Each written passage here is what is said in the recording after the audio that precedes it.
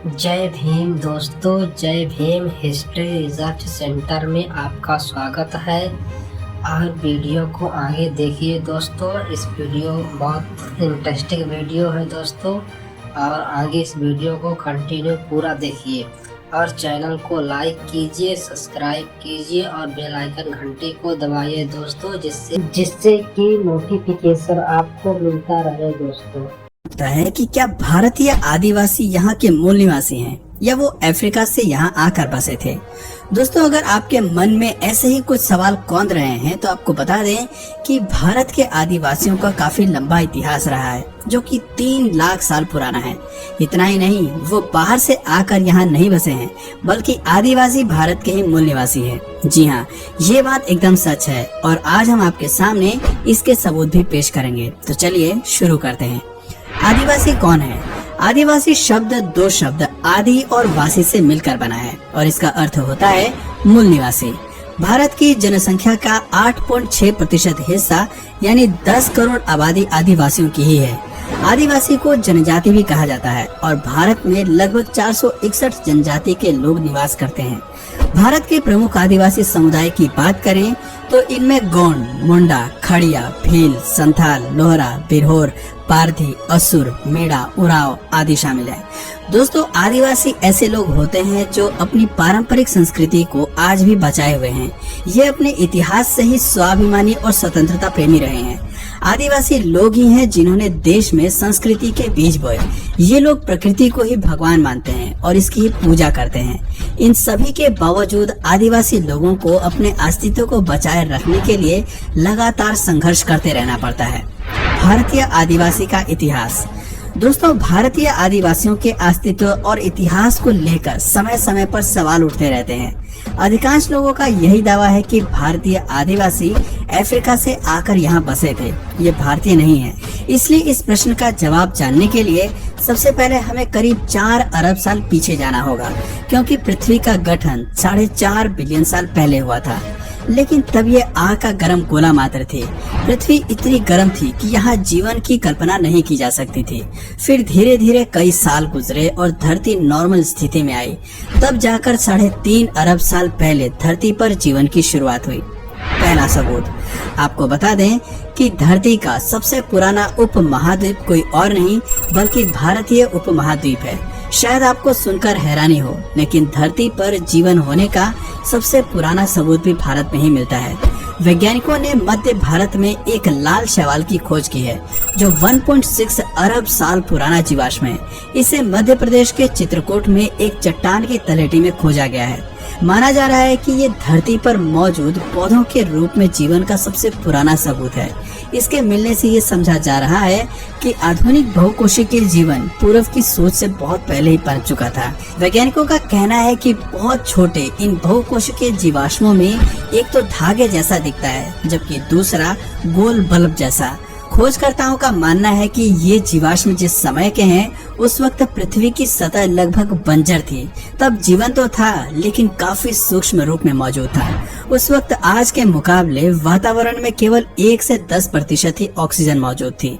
आपको बता दें कि धरती पर जीवन की उत्पत्ति में पौधों की विशेष और बड़ी भूमिका रही है। इसकी सबसे बड़ी वजह है कि प्रकाश संश्लेषण के वक्त यानी फोटोसिंथेसिस के वक्त पौधे सूरज की रोशनी को रासायनिक ऊर्जा में बदलते हैं और इसी प्रक्रिया में ऑक्सीजन भी तैयार होती है। इस तरह से पौधे के अस्तित्व में आने से ही पर्यावरण में ऑक्सीजन की मात्रा को तैयार करने में मदद मिलती है। इस सबूत के मिलने से ये साबित होता है कि भारतीय उपमहाद्वीप वो जगह है जहाँ 1.6 अरब साल पहले जीवन ने सांस लेना शुरू किया था। लेकिन वहीं अधिकांश जानकारों का मानना है कि इंसान की उत्पत्ति भारत में नहीं बल्कि अफ्रीका देश में हुई थी। कहते हैं कि अफ्रीका की जमीन से ही करीब 70 लाख साल पहले इंसान धीरे धीरे पूरी दुनिया में फैल गए। इसका मतलब है कि भारतीय उपमहा आज हमारा देश 2 हिस्सों में बटा है। एक तरफ महात्मा गांधी को प्यार करने वाले और दूसरी तरफ उनके हत्यारे गोडसे का सम्मान करने वाले। जहां राष्ट्रपिता गांधी ने अहिंसा के साथ देश को आजाद करवाया, वहीं दूसरी ओर हैं एक ऐसे स्वतंत्रता सेनानी जिनके बारे में हम बेहद कम जानते हैं। लेकिन किसी एक पक्ष को चुनने से पहले जरूरी है कि हम दोनों पक्षों को बेहतर ढंग से जानें। सुनिए गोडसे के नजरिए से लिखी गई किताब व्हाई आई किल्ड गांधी की हिंदी ऑडियो बुक सिर्फ कुकू एफएम ऐप पर। अभी डाउनलोड करें।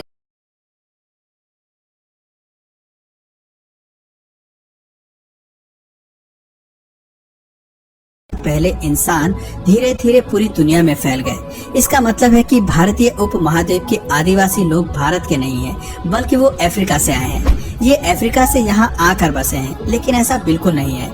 एक रिपोर्ट के मुताबिक इंसानी जीव की उत्पत्ति लगभग 60 से 20 लाख साल पहले हुई थी और उस इंसानी जीव को आदि मानव कहा जाता था। ये वानर जैसे ऐसे जीव थे जो 2 पैरों पर चलते थे।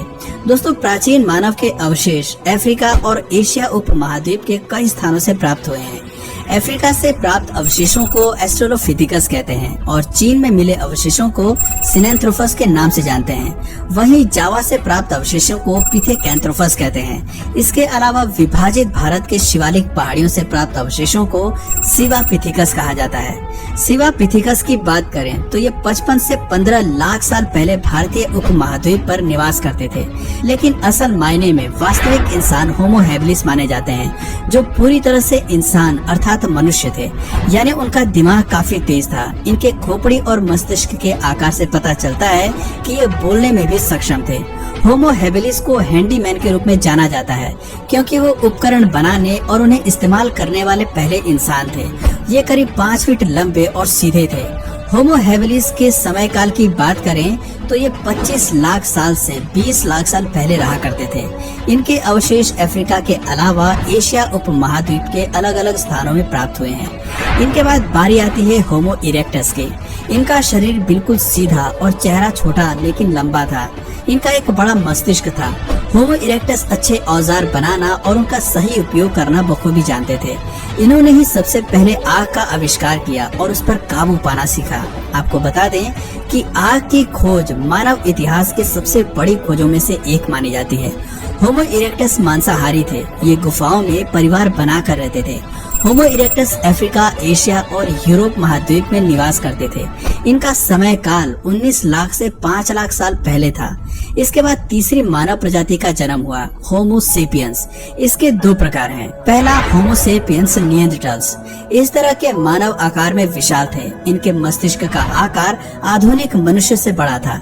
ये बेहद शक्तिशाली और मांसाहारी थे।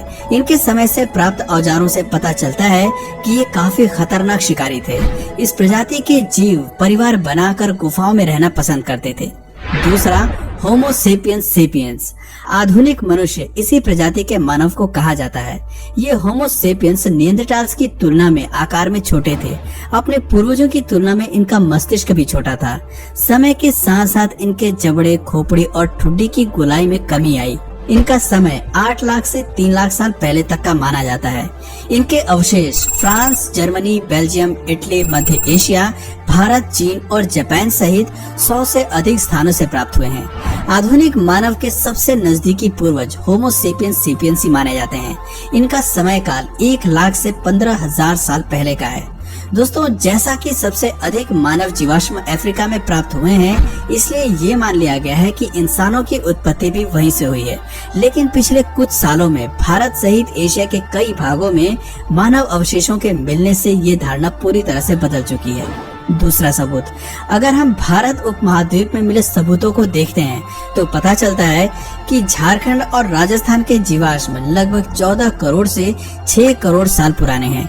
बता दें कि 60 से 20 लाख साल पहले शिवालिक पर्वत श्रृंखलाओं में शिवापिथिकस रहा करते थे। भारत के नर्मदा क्षेत्र हथनौरा से प्राप्त मादा मानव खोपड़ी होमो इरेक्टस या होमो सेपियंस की मानी जा रही है। ये 5 से 3 लाख साल पुरानी है। तीसरा सबूत तमिलनाडु में चेन्नई के पास अतिरंबकम में मिला है। यहाँ से जो उपकरण मिले हैं वो भारत ही नहीं बल्कि मानव इतिहास के लिए काफी खास हैं। यहाँ से प्राप्त मानव अवशेष और औजार 3 से 1,60,000 साल पुराने बताए जा रहे हैं।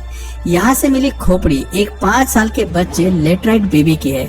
दोस्तों, इसकी पहचान होमो सेपियंस के रूप में की गई है।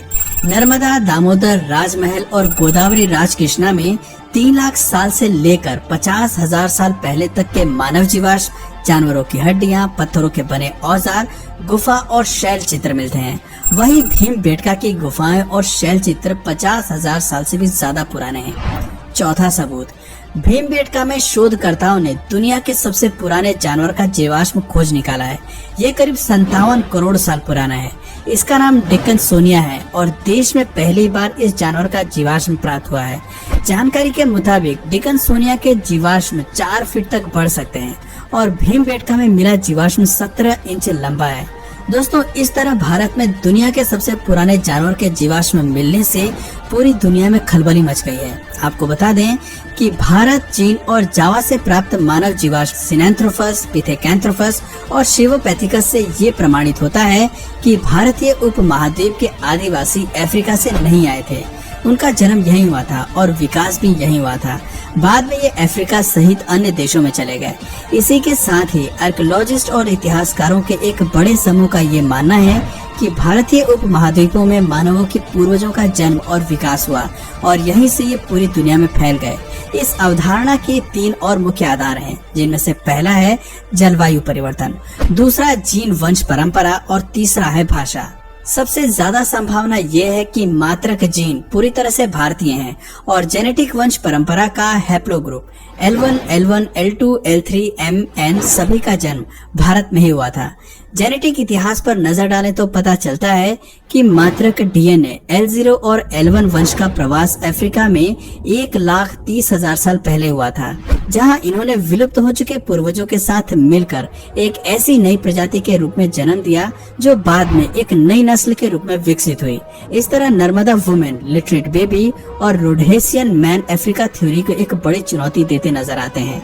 अगर हम मौजूदा प्रमाणों पर विचार करते हैं तो पता चलता है कि भारत में पुरातन आधुनिक मनुष्य कम से कम 3 लाख साल पहले निवास करते थे, जिनमें से कुछ भारत के नर्मदा से लेकर राजमहल तक रहते थे तो कुछ दक्षिण भारत से श्रीलंका तक फैले थे। गौर करने वाली बात है कि तथाकथित रोडेशियन मैन की खोपड़ी में जो अनोखी चीज मिली है वो अन्य पुरानी अफ्रीकी खोपड़ियों में मौजूद नहीं है, लेकिन नर्मदा वुमेन की खोपड़ी और सभी आधुनिक मनुष्यों में उपस्थित है।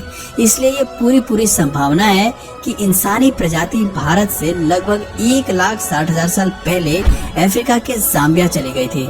इसके बाद करीब 85,000 साल पहले के आसपास भारतीय मानव का एक और समूह MN के विभाजन से पहले L0 का L0A, L0K, L0D, L1, L2, L3 Africa में ट्रांसफर हो गया, जो साउथ ईस्ट एशिया की ओर चला गया, जबकि इनमें से कुछ दक्षिणी चीन में जा पहुँचे। इसके अलावा 74,000 साल पहले माउंट टोबा विस्फोट हुआ। कैम्ब्रिज यूनिवर्सिटी के प्रोफेसर का कहना है कि ये विस्फोट उस समय हुआ था जब आदि मानव एशिया के तमाम इलाकों में फैल रहे थे।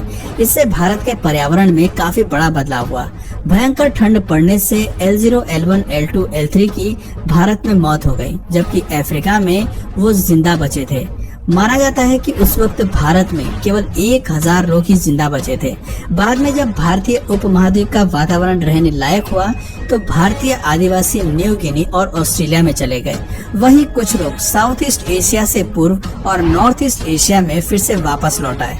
आपको बता दें कि भारत के आदिवासी समुदाय जैसे मुंडा, संथाल, खड़िया, उराव, असुल, भील सभी का पैतृक जीन M9502A एक ही वंश परंपरा का है। इसके अलावा ऑस्ट्रो-एस्टियासिक की मुंडा, संथाल, खड़िया आदि भाषाएं 70,000 साल पुरानी हैं, जबकि ग्रेट अंडमानी निकोबारी भाषाएं 65,000 साल पुरानी हैं। खासी भाषा 57,000 साल पुरानी है। इन सभी शोध और तथ्यों से साबित होता है कि भारतीय उपमहाद्वीप ही इंसानी विकास का मूल केंद्र है। यहीं से मानव इतिहास की शुरुआत हुई और इसी लिहाज से साबित होता है कि भारतीय आदिवासी का इतिहास कम से कम 3 लाख साल पुराना है। भारतीय आदिवासी ही दुनिया के पहले और मूल नागरिक हैं। तो दोस्तों, अब आपकी नजर में दुनिया के सबसे पहले नागरिक दुनिया के किस कोने से आए थे, कमेंट करके जरूर बताइए। और अगर इस वीडियो से आपको कुछ नया जानने या सीखने को मिला या फिर इंटरेस्टिंग लगा तो प्लीज इस वीडियो को एक लाइक करके अपने फ्रेंड्स और फैमिली में से जरूर शेयर करें।